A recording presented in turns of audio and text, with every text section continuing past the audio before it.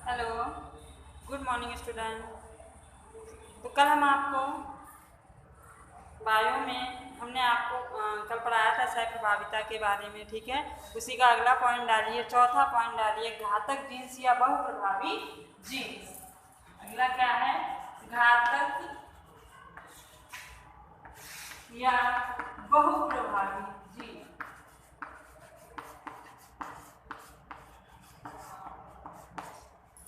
घातक या बहुप्रभावी जीन्स। देखिए डेफिनेशन क्या होती है। कुछ ऐसे जीन्स होते हैं, ठीक, जो एक से अधिक लक्षणों को प्रभावित करते हैं, ऐसे जीन्स को हम घातक जीन्स कहते हैं। कुछ लक्षण ऐसे होते हैं जो एक से अधिक लक्षणों को प्रभावित करते हैं, ऐसे जीन को हम घातक जीन्स कहते हैं, ठीक है। ऐसे जीन्स जो किसी एक विशेष लक्षण को तो प्रभावित करते ही करते हैं, किसी विशेष लक्षण को तो प्रभावित करते ही करते हैं, लेकिन जीवन के किसी न किसी अवस्था में आकर के आगे चल करके वो अन्य लक्षणों को भी प्रभावित करते हैं। ऐसे जीन्स घातक जीन्स कहलाते हैं, ठीक है। आई बात समझ में? तो पहले आप डेफिनेशन लिखोगे। क्या डेफिनेशन लिखोगे? कि ऐसे जीन्स जो एक से अधिक गुणों को प्रभावित करने में सक्षम होते हैं, क्या कहलाते हैं? बहुप्रभावी जीन्स कहलाते हैं। ये इन्वर्टेड कॉमा परिभाषा लिखेंगे, फिर नीचे लिखेंगे जीवों में कुछ ऐसे जीन्स भी होते हैं जो उनके विशेष लक्षणों को प्रभावित करते हैं, साथ ही जीवन के किसी न किसी अवस्था में, जीवन चक्र के किसी न किसी अवस्था में घातक भी होते हैं। इसके बारे में बेटा फ्रांसीसी वैज्ञानिक एल क्यूनॉट ने बताया। एल क्यूनॉट, ठीक है, फ्रांसीसी वैज्ञानिक एल क्यूनॉट ने बताया था। और इन्होंने एक उदाहरण लिया था ये लिखेंगे नोट पे, फिर नीचे उदाहरण लिखेंगे कि इन्होंने एग्जाम्पल लिया था किसका? घरेलू चूहे का। घरेलू चूहे का ऐसे ही लिखेंगे, बिल्कुल घरेलू चूहे का, ठीक है। फिर उदाहरण में कैसे लिखेंगे कि घरेलू चूहे का एग्जाम्पल जो इन्होंने लिया था, तो इन्होंने उदाहरण में लिया कि पीले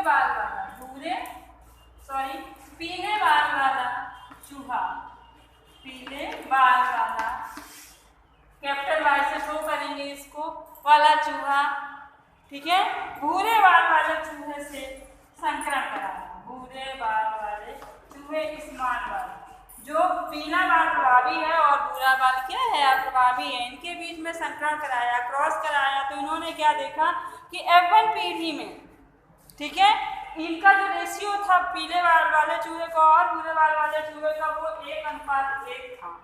F1 पीढ़ी में 1:1 था। लेकिन इन्हें ऐसा लगा कि आगे जनरेशन में भी बदलाव होगा, तो इन्होंने जब दोबारा क्रॉस कराया, दूसरे F2 पीढ़ी में क्रॉस कराया, तो इन्होंने 2 पीले बाल वाले चूहों के बीच में क्रॉस कराया, तो इनका अनुपात 2:1 निकला। जबकि ग्रेगर जॉन मेंडल के नियम के अनुसार से इनका अनुपात होना चाहिए 3:1। ऐसे जीन्स को इन्होंने घातक जीन्स कहा। उदाहरण पूरा ऐसे ही लिखेंगे जैसा कि हमने लिखवाया है। समझ आया? क्लियर? पाउज कर करके पूरी लैंग्वेज बेटा वैसे ही लिखेंगे, ठीक। अब इसमें क्रॉस मान लीजिए आपको दिखाना है, तो क्रॉस दिखा दीजिए। देखिए नीचे संकरण की तारीफ से क्रॉस कहते हैं।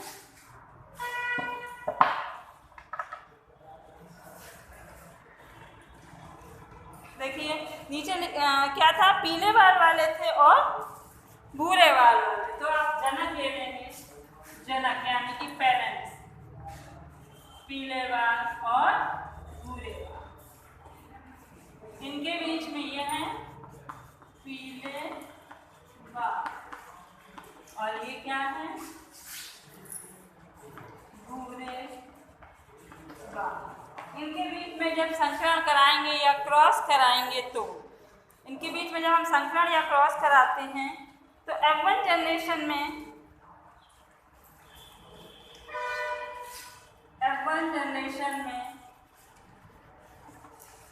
ये गैमेट्स प्राप्त होते हैं। F1 पीढ़ी, ठीक है, F1 पीढ़ी में ये गैमेट्स प्राप्त होते हैं। ये क्या है? प्रभावी हैं, है कि नहीं है? बोलिए। दो मतलब एक प्रभावी है, एक प्रभावी, यानी कि 50% पीले हैं और 50% भूरे बाल वाले हैं। ये पीले बाल वाले हो गए, ये भूरे बाल वाले हो गए। इनका अनुपात क्या है? 1:1। यही तो उदाहरण में हमने बताया था आपको। इनका अनुपात क्या है? 1:1। लेकिन जब इन्होंने F2 पीढ़ी में बेटा क्रॉस कराया, इसके बाद इन्होंने जनक इन्हीं को ले लिया, इन्हीं को जनक ले लिया।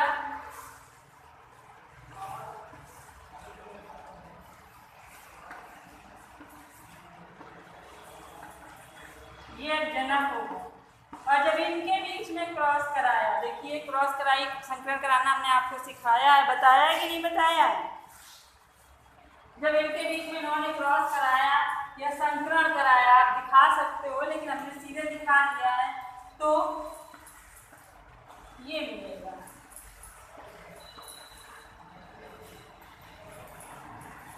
ठीक है, ये मिला, यानी कि 2:1 मिल रहा है कि नहीं मिल रहा है? बताइए। ठीक है, ये F2 जनरेशन थी, तो ये इन्होंने जब इनका रेशियो 2:1 निकला, यानी पर जबकि निकलना क्या चाहिए?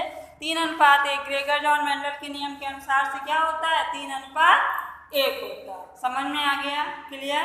तो ऐसे जीन्स को हम घातक जीन्स कहते हैं। लिखने का तरीका बेटा पहले हमने डेफिनेशन बताई है, उसे इन्वर्टेड कॉमा में लिखोगे, फिर नीचे दूसरी लाइन दूसरे तरीके से डेफिनेशन बताइए वो लिखेंगे।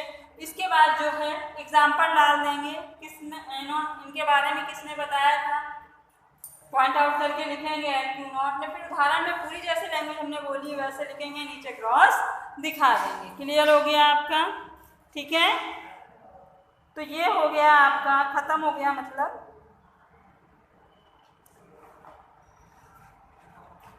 इसके बाद 2 डेफिनेशन हैं, वो लिख लीजिए, डालिए। संपूरक jeans, संपूरक jeans, complementary jeans.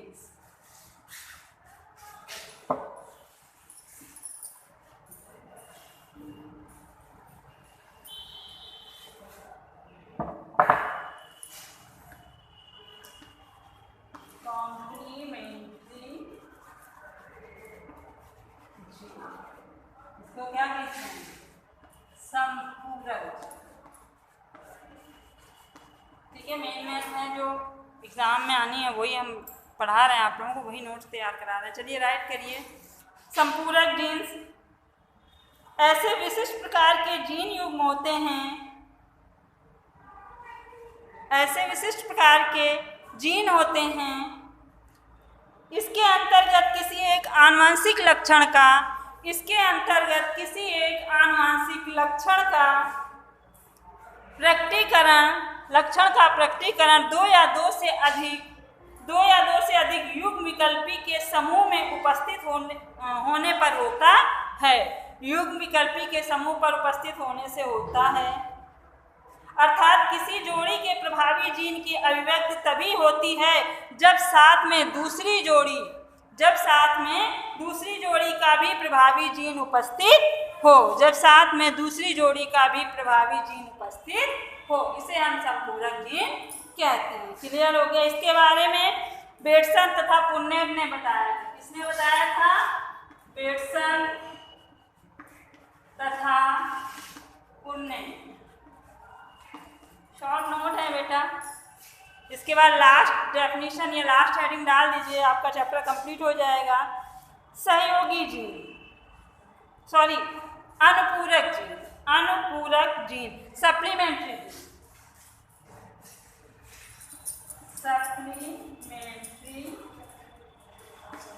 Gene, supplementary gene. ठीक है, तो डेफिनेशन लिख लीजिए इसकी भी। इसके अंतर्गत एक लक्षण का फिनोटाइप प्रकटन युग्म विकल्पी जीन की 2 जोड़ियों के पारस्परिक प्रभाव से होता है। अर्थात एक जोड़ी के प्रबल जीन की अभिव्यक्ति दूसरी जोड़ी के प्रबल जीन की उपस्थिति के बिना स्वतंत्र रूप से भी हो सकती है। इसे हम क्या कहते हैं? उपस्थित के बिना स्वतंत्र रूप से हो सकती है, किंतु दूसरी जोड़ी के प्रबल जीन की अभिव्यक्ति पहली जोड़ी के प्रबल जीन की उपस्थिति में ही होती है। ये हो गया आपका अनुपूरक जीन। ठीक है, कंप्लीट। तो बेटा ये आपका चैप्टर जो है मेंडेलिव की वंशागति आज से कंप्लीट होता है। नोट्स तैयार हो गए होंगे आपके। ठीक है, तो आप मतलब फ़ोन के द्वारा या व्हाट्सएप के द्वारा किसी के द्वारा भी आप अपनी कॉपी दिखा सकते हो कि आपने कैसे नोट्स लिखे और इसे लर्निंग कीजिए, क्योंकि यूनिट टेस्ट जो हैं अगस्त में हम लेंगे ऐसे ही ऑनलाइन। सब लोग सहयोग करो बेटा, और आप जितना कर सकते हो या हम जितना कर सकते हैं आपकी हेल्प वो करने के लिए तैयार हैं, बट आपको पढ़ना पड़ेगा। सिचुएशन ऐसी है कि इसका तो ध्यान आपको देना ही पड़ेगा। ओके, तो नेक्स्ट चैप्टर डाल दीजिए आप। सेकंड चैप्टर है आपका वंशागति का मेंडेलीय आधार। नेक्स्ट चैप्टर है वंशागति का मेंडेलीय, नहीं मतलब ये चैप्टर आपने कंप्लीट कर लिया है, राइट।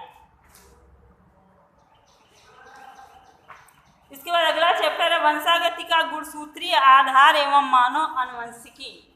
वंशागति का गुणसूत्रीय आधार एवं मानव आनुवंशिकी, ये आपका कौन सा चैप्टर है? सेकंड चैप्टर है। फर्स्ट चैप्टर कंप्लीट हो गया है। बाकायदे आप नोट्स बना लीजिए, अगर एनी प्रॉब्लम तो फिर बताइए। ओके।